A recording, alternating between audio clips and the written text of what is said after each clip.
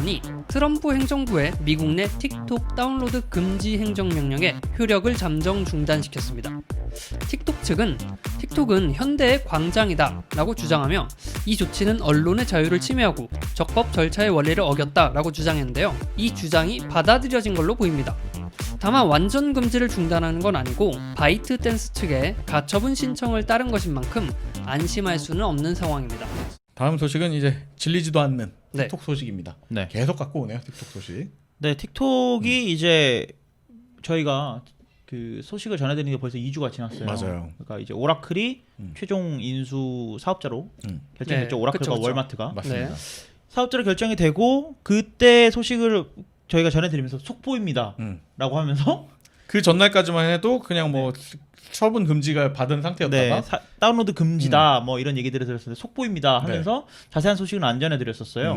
네, 어떤 소식인지 좀 전달을 해주시죠. 네, 이제 미국 법원이 이 트럼프 행정부에서 야 틱톡 절대 다운도 받지 말고 쓰지도 마라고 행정명령을 내렸거든요. 네.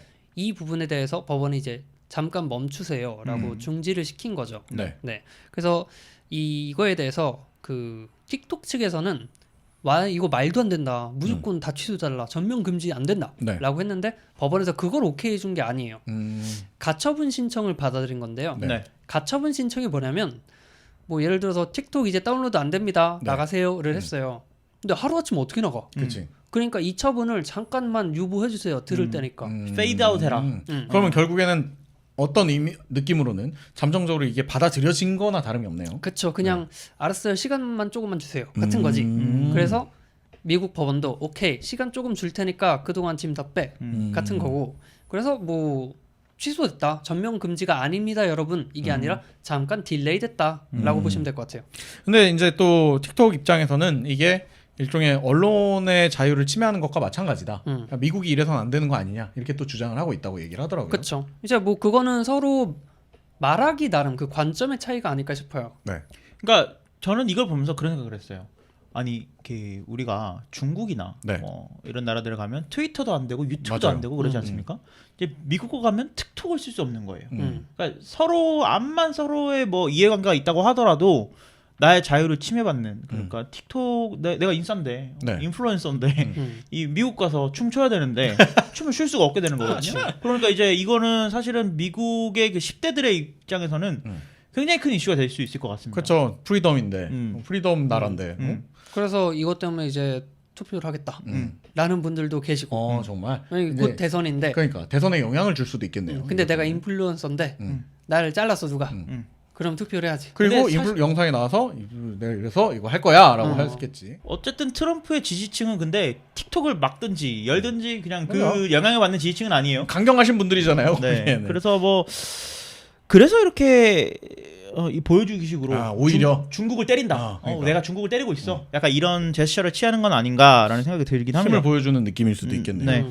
어쨌든 근데 이제 바이트댄스는 이제 다시 오라클의 회사가 될 것이고 또 월마트의 회사가 될 것이기 때문에 이걸 보면은 앞으로의 행보가 또 어떻게 될지도 또 좀 주목을 해봐야 될 것 같아요. 네. 그러니까 이 가처분 신청이 받아들여지고 이제 언제까지 유예가 됐냐면 11월 12일부터는 바이트댄스가 서비스하고 있는 틱톡을 중단을 해야 됩니다. 얼마 긴 시간이 아니네요. 그러면 한 달 정도 하면 그러니까요. 가처분이기 때문에 네. 그냥 시간 좀 봐줄게 정도인 거예요.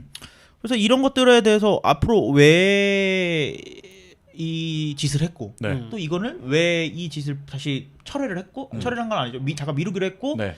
다시 막을 때는 어떤 식으로 막을 건지에 대한 정보들이 좀 공개가 돼야 되지 않나라는 생각이 듭니다. 지금 이제 트럼프 대통령이 투병 중이죠. 네, 네. 코로나. 그렇기 때문에 뭐 자기 의견을 이렇게 또 내세운다든지 그럴 기회가 많이 없을 것 같아가지고 네네네. 그냥 지금은 이대로 보인 듯 흘러갈 것 같다라는 오히려. 이야기가 있어요. 흐지부지. 네.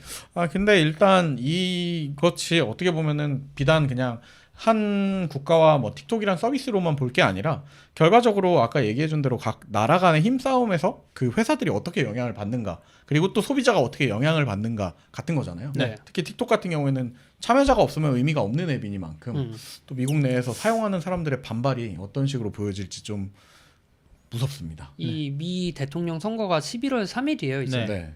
그러니까 틱톡 바이트댄스가 그걸 기다리고 있지 않나. 오히려 3일 뒤에 아직 시간이 좀 있잖아요. 그 가처분 때문에. 그리고 어쨌든 이런 SNS 서비스들은 아까 얘기했듯이 어느 나라든 그렇지만 SNS가 붐을 받으면 이 어떤 형식으로든 그 선거에서는 정치적 이슈로 사용될 수밖에 없을 거예요. 그런 데에서 어떻게 활용되느냐가 오히려 바이트댄스가 기다리고 있는 부분일 수도 있을 것 같아요. 네. 조 바이든이 이제 그 틱톡에서 춤 한 번 추면은 그렇지. 그러면 갑자기 이렇게 수직 상승할 수 있을 수도 있어요. 네. 근데 하지만 투표권이 없는 사람들한테 수직 상승할 수가 있죠. 네. 예, 재밌는 소식인 것 같습니다. 싸움 구경이 최고니까요. 네. 다음 소식으로 넘어가시죠.